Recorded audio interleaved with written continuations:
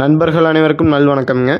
நீங்கள் இந்த பதிவில் பார்க்கறது ஒரு நல்ல பெருங்கோட்டான 4 பல்லில் ஒரு 2ஆம் ஈத்தில் இருக்கக்கூடிய ஒரு மயிலை கிடாரி மற்றும் அதனுடைய மயிலை காளை கன்றுடனுங்க. மாடு கன்று இரண்டுமே சுழி சுத்தம்ங்க.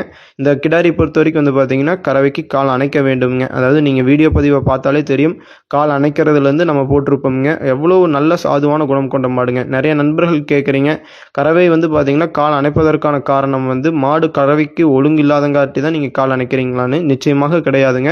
மாடு வளர்ப்பவர்கள் வந்து பார்த்தீங்கன்னா தலையீத்திலிருந்து அவங்களுக்கு ஏற்றவாறு கால் அணைச்சும் பழக்குவாங்க, கால் அணைக்காமலும் பழக்குவாங்க. நிறையா நண்பர்கள் இப்போ தற்போது சூழ்நிலைகளில் வந்து பார்த்தீங்கன்னா கால் அணைத்து தான் பழக்கிறாங்க. ஏன்னு கேட்டிங்கன்னா, ஒரு வண்டி வாகனம் வரும்பொழுது ஒரு மாடு மிரண்டாலுமே நம்மளுக்கு ஒரு சேஃப்டியாக இருக்குங்க. கால் அணைத்து பழகிற மாடுலாம் கறவைக்கு நிற்காதான்னு கேட்டால் நிச்சயமாக கிடையாதுங்க. நீங்கள் இந்த வீடியோவில் பார்த்தாலே தெரியும். இந்த மாடு வந்து பார்த்தீங்கன்னா தலையீத்தில் அவங்க கால் அணைத்து பழக்கிட்டாங்க. நாமளும் அதே ப்ரொசீஜரை ஃபாலோ பண்ணிக்கிறோம்ங்க. நீங்கள் கால் அணைக்கிறது வந்து பார்த்தீங்கன்னா எவ்வளோ சாதுவாக நிற்குதுன்னு நீங்கள் பார்த்தாலே தெரியுங்க. வீடியோ பதிவு முழுமையாக பார்த்தீங்கனாலே தெரியும். மாடு வந்து பார்த்தீங்கன்னா நல்ல குணம்ங்க. பெரியவர்கள், பெண்கள், குழந்தைகள் என யார் வேண்டுமானாலும் ஈஸியாக ஸ்டூல் போட்டு உட்காந்து குண்டாவை வந்து கீழே வச்சு நீங்கள் 2 கையிலும் கறக்கலாமுங்க. நல்ல சாதுவான குணம் கொண்ட மாடு.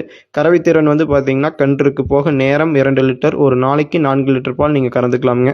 உடல் கட்டமைப்பை பொறுத்த வரைக்கும் மாடு வந்து பார்த்தீங்கன்னா நல்ல ஒரு அருந்தாடையில் நல்ல நிலம் கூட்டுற அளவுக்கு வாழுங்க. நல்ல இரட்டை நாடு உடல் கட்டமைப்பில் அனைத்து அங்க லட்சணமும் தெளிவாக இருக்கிறதுங்க.